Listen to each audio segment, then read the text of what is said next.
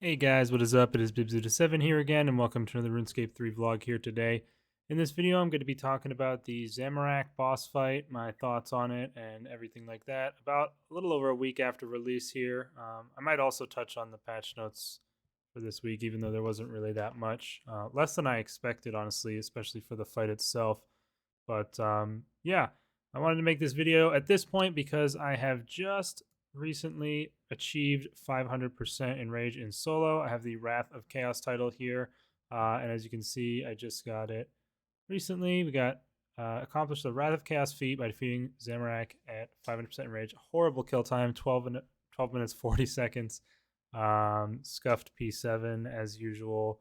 And yeah, I mean, I'm just going to give my thoughts about it here and talk about it. So yeah, I actually got a blank ability codex drop from that kill, which was pretty funny.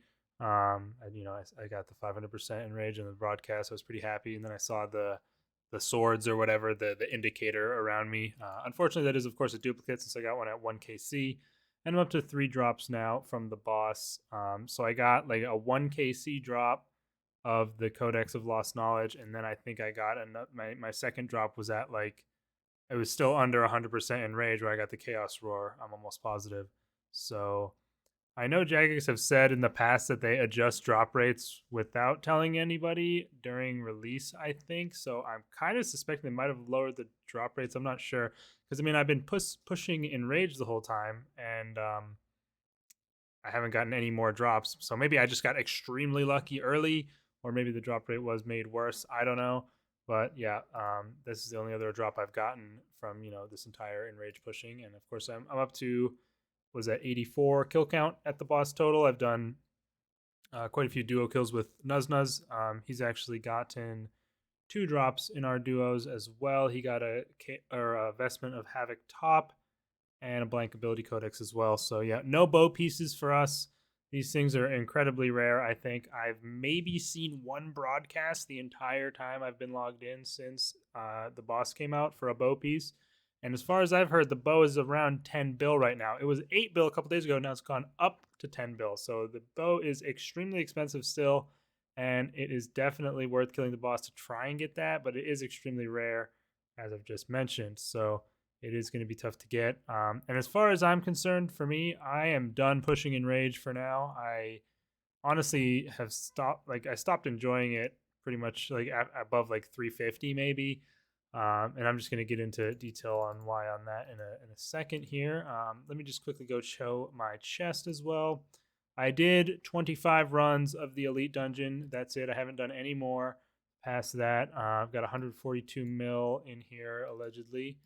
Um, but the dungeon loot is not that great, especially if, I mean, for main accounts. I wish the rune quantities were higher, at least for like the water and fire runes, especially. I feel like those should be higher quantities if they're going to be dropped from here. And then there's just really weird stuff, like it drops grimy Marintils and regular wood planks, which is just super strange. Um, this Infernus Pyroclast stuff has basically made the stuff that you use to make the Dine Arrows obsolete, as well as Dragon Dung obsolete, because this can be used to make Ultra Compost, and it's just so much easier to get. You get it from the boss as well, so yeah. But let me actually take a quick peek into the dungeon here at 500% Enrage and see what it looks like.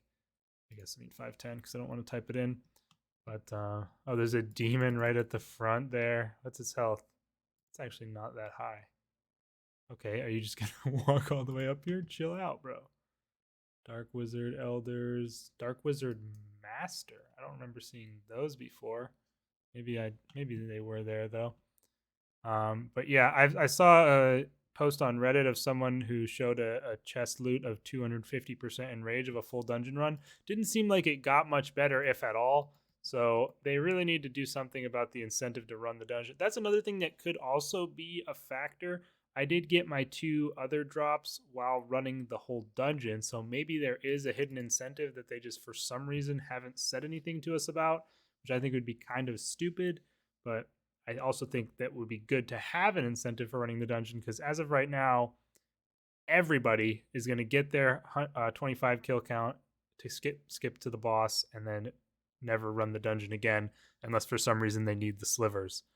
But yeah, I mean, that's basically everything as far as the info goes. Now I'm going to finally just get into talking about the boss itself and my thoughts on it. So, as a whole, below 100% Enrage, I love the boss. I think it's great. The first 6 phases really fun. I like the different rune combinations you can do to change the mechanics slightly, or not really the mechanics, but the how bad the hexes get and things like that. I think it was really fun. And then you get to above 100% Enrage, where I just can't stand that last phase. It is there's basically 2 options, and in my opinion, both of those, and as far as options, I'm talking about how it was meant to be done, kind of. So there's 2 ways that this could play out. Either there is a different way to do it than the way everyone is doing it, and that is better. I mean, like, I can't even think of how it would change. Like, it would have to severely reduce the amount of damage you take somehow for it to be, a good method that's better. So yeah, that's a possibility, and that somehow nobody has found it yet. The other option is that this is how it's meant to be, and you're supposed to have to tank all that damage while barely having any time to deal damage, and only being able to deal damage while you're taking a ton of damage. And either way, I think it's probably just terrible design, because if there is some other way, it's way too not obvious. Like, it's way too hard to figure out how this trick is done, or whatever it is that would make it easier, because nobody has found it yet. And I've been in the PVME chats looking and reading what people have been doing, and they've done everything under the sun and then some, like stuff I would have never thought of trying to try and get it to, give them a different result and not have to just tank that insane amount of damage and get, just while dealing an insane amount of DPS at the same time. But yeah, so I think that would be super lame, kind of, just because it would have been way too hard to figure out whatever it ends up being. I cannot think of anything that it would be that would make it an easy, that would result in some crazy effect that makes it easier, that people haven't already tried. So, they're either going to have to tell us, or, I mean, I don't know. Like, it's like we're having a crack the clue over here, if there is an actual new different method to doing it. And if it is meant to be this way, then I just think it's not fun. Like, it's really annoying. And this is, again, I'm mostly talking about my experience in solo, because that's where I have done most of my kills and things like that. And I mean, I know solo is supposed to be harder, allegedly. It's labeled as the hard mode technically, but I mean, in the other elite dungeons, solo isn't a ton harder compared to this, where, in my opinion, phase 7 in solo compared to the duo kills I've done is way harder. It's ridiculous, because there's 2 runes in solo and 2 runes in duo that are pulled in. And yeah, I don't understand that at all. I think there should be 1 rune in solo, or at the very least, it should be a guaranteed one of the 2 front runes, because if you get one of the 3 runes that aren't next to him, it makes it so much harder, on top of how difficult it already is. And I mean, basically, to do it, you need insane gear and stuff like that. I mean, I know it's supposed to be the hardest boss in the game and all that, but it's just such a it's lame. It's not a fun phase at all. Like, you just have to just sit there I mean, you just vitality pot the big bomb. I mean, I don't understand it. I just don't understand. I'm at a loss for words here. I don't know what they're going for with this phase. And that brings me into the boss as a whole. I really don't understand what they're doing with this like making your defensives useless approach. It makes no sense to me why they did this, because I'm totally fine with this mechanic that they have in place of that 1 rune that makes your shields less effective. That makes sense. It's like a hex that does a fixed percentage and removes the amount of shielding.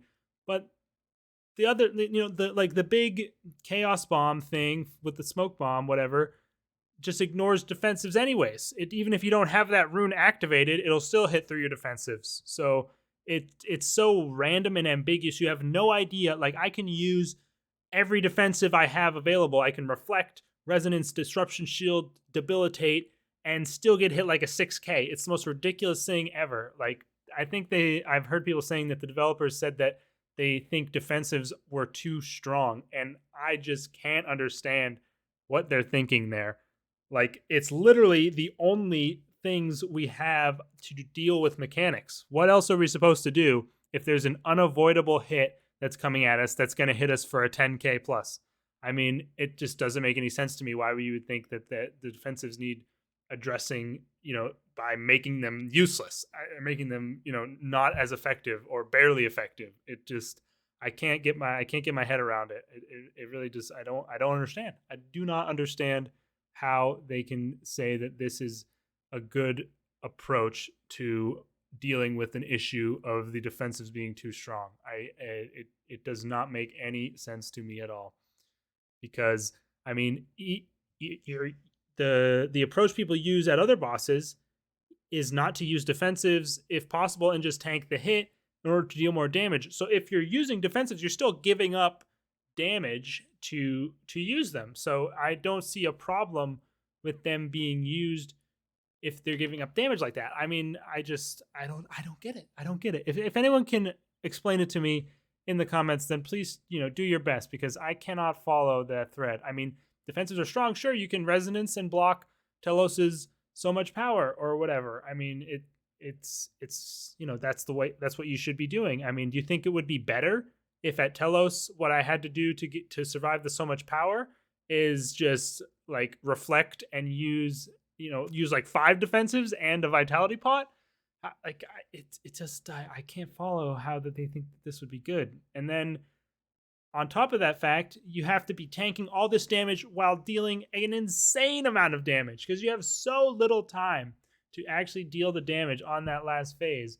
And you're going to be taking a big melee hit, then a huge typeless hit, followed by several pretty big typeless hits, and then another huge melee hit and another big typeless hit bomb. And then you can't deal damage anymore. It's crazy. I can't follow the logic there. I don't know. I don't like phase 7 at all. And I am done pushing Enrage solo for sure until either A, someone discovers some miracle solution that makes it different or easier, or B, they tell us how it's easier or different, or they patch it and make it so that it's only 1 rune or something like that. I don't know. But yeah, I mean, and this is basically what's happened as a result of them saying, yeah, your defensives can go walk off a tall cliff for all they care. People are using these kinds of setups. So this is the setup I've been using. I have full Crypt Bloom on, which is, debatably overpowered. And then I'm, of course, using Animate Dead, which is blatantly overpowered, ridiculously so. And I think if Animate Dead exists, it should work for all styles of tank armor. It shouldn't just be magic, because if you had Animate Dead available on other styles, you'd be able to tell. I mean, it's not necessarily Crypt Bloom that's that OP. Crypt Bloom is very, very strong, don't get me wrong. But you could use Animate Dead with like the upgraded Sea Singers from ports that you can augment, and it's still really, really good because you have the Animate Dead. But yeah, people use Crypt Bloom. I'm using an Arcane because that makes it, the fact that they hit through your defensives means that the tier of your shield basically doesn't matter, because if you read defensives, of course, you get a certain amount of healing based on the level of your shield. And of course, like Barricade lasts based on the level of your shield. It's all based on the level of your shield pretty much.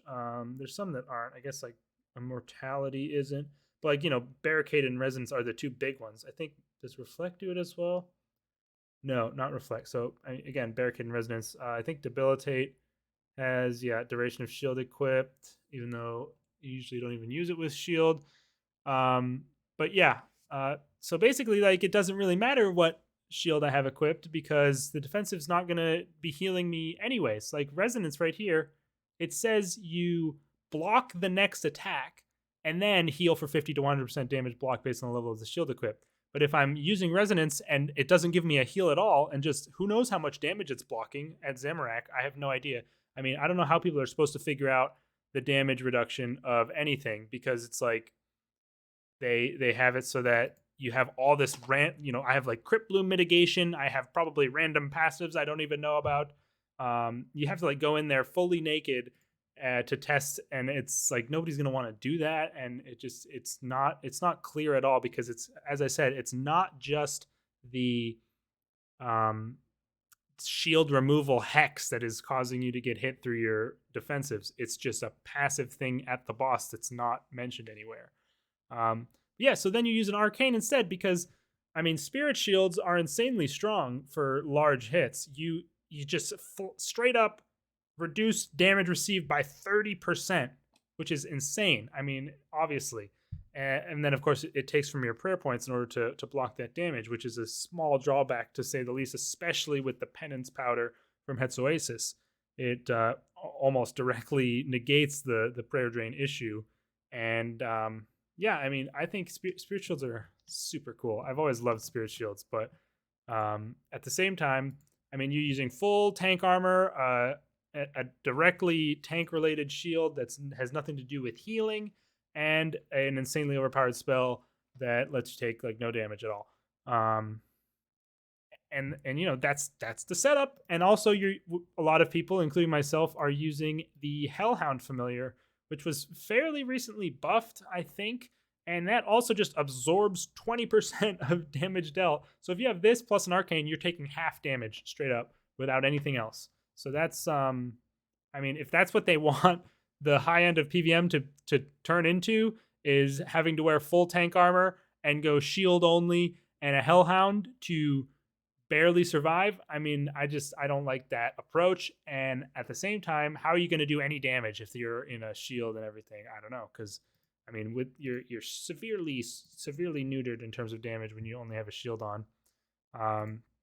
And then, I mean, the only reason people are able to do it is because of this insanely overpowered weapons in the game. Obviously, you have Fractured Staff of Armadyl spec allows for the phase 7 to just be insta-killed, but also range can do it as well, because of Shatter being very, very strong. And I mean, Shatter has always been this way. I don't think they've ever changed it. There's just been random situations where suddenly it's really good, like Solok back in the day. People would really want to have it. You probably don't need it nowadays, but I mean, you can use it for Virago. It's a really, really strong for situations where you need a big burst of damage, because it deals 30k, which is crazy. And I think if you have the new bow, you shatter on the proc of the passive, you can deal like 60k or like 45k damage or something with it, which is actually ridiculous. But yeah, and then range also has SGB, which is insane. Does a like 40k hit, I think, in the phase 7, since he's not moving and stuff, and very large. But yeah, that's why people are just like bursting through it. And if there is a way to do it otherwise, I mean, I'm really interested to see what that is. I don't know. I've kind of been all over the place in this video, just kind of ranting and raging, because I just really don't like phase 7. I'm not a fan of it. And it's a shame too, because the rest of the fight is so fun and honestly enjoyable. And the way you can, you know, choose, I mean, I guess there's obviously in the end going to eventually be an optimal rune order that everyone's going to use. But even still, some people might choose to go for the execute rune first on phase 1, so that they have the least amount of execute health on phase 7. You know, some people might just prefer that, and it might not just be strict, you know, there might just be a strictly better you know, order. But again, you know, that it's just a shame that I either there is a stupid way that you can do it, and again, if there is a way, I think that they implemented whatever way it is poorly, because there's no way.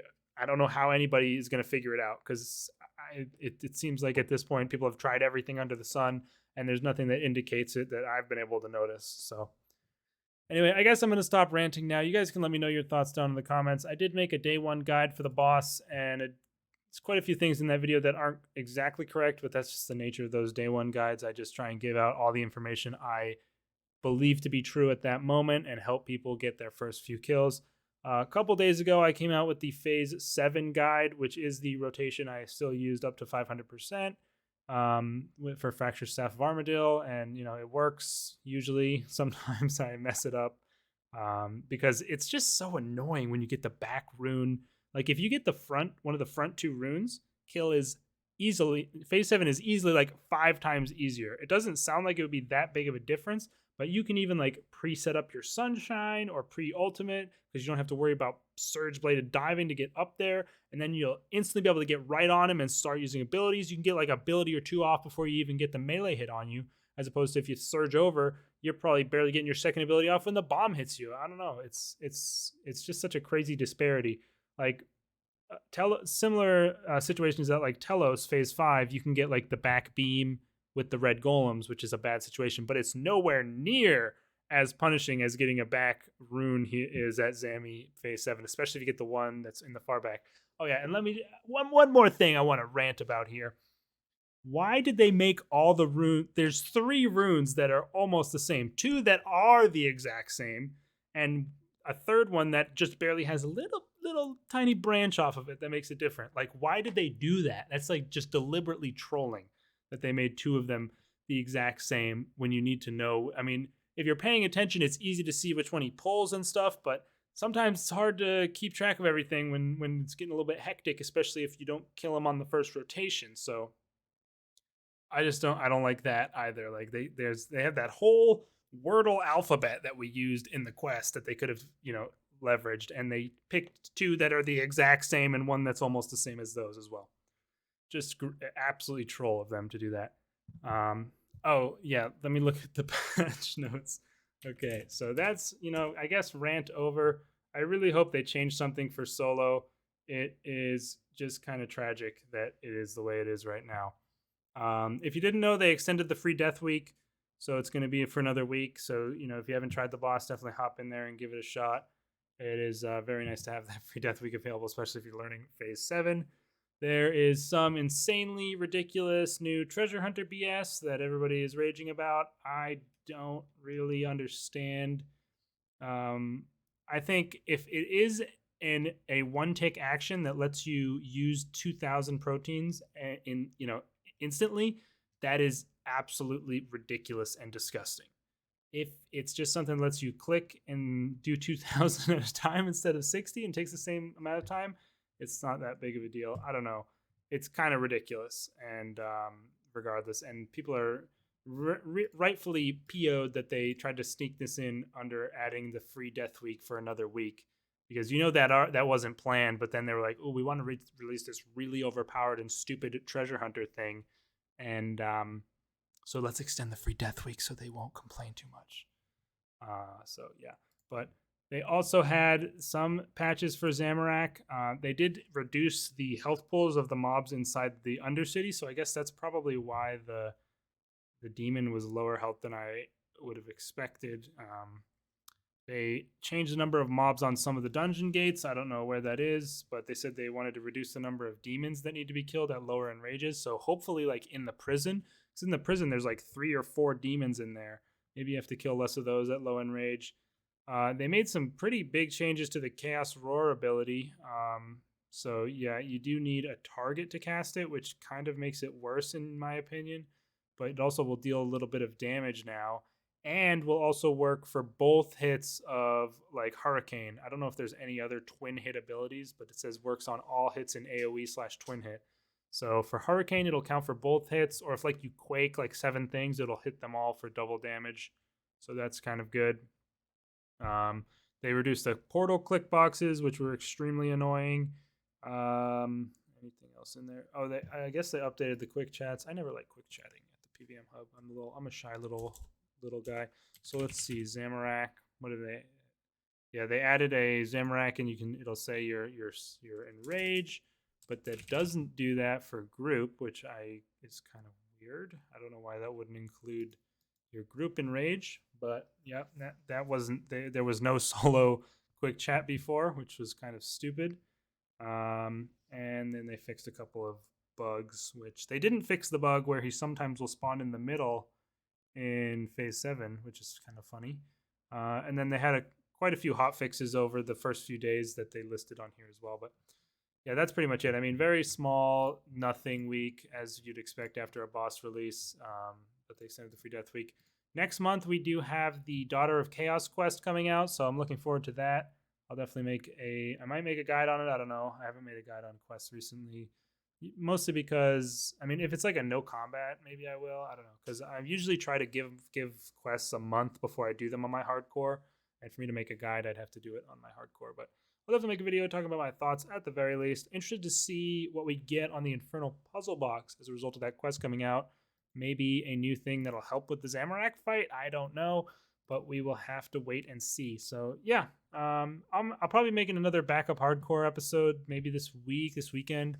Need to get some of those clips out, and I've actually been kind of wanting to get back on my main hardcore and grinding on there again, so I'm gonna try that out in the next couple days and see how that goes. But as for now, I'm done pushing Zammy solo. I'll probably keep doing with Nuz. Maybe we can try and push above 500%, see how that goes, because it's just way more enjoyable in a duo for me. I mean, solo just is absolutely terrible, and I hope they change it. Let me know your thoughts in the comments. Do you agree, disagree with anything that I said? What do you think about the fight? Have you done much of the 100% plus Enrage? And, what Enrage have you reached, etc.? Also, one thing that I just remembered that I wanted to mention, I kind of wish they made the bow pieces only drop above 100% Enrage. It's kind of crazy to me that you can get them in like story mode and normal mode. Usually with things like this, they would have that be the case, where it would be an exclusive to high end rage drop, or because like obviously you have like Fracture Staff Armadillo is only available in Care Pack hard mode, not like extremely rarely from normal mode as well, which is pretty significant in terms of how its price ends up. But yeah, I don't know. That's just my opinion, I guess, a little bit of a thought that I just had. Maybe you guys can agree or disagree with that. But anyways, I'm gonna stop rambling, and I will see you guys in the next video. Peace out.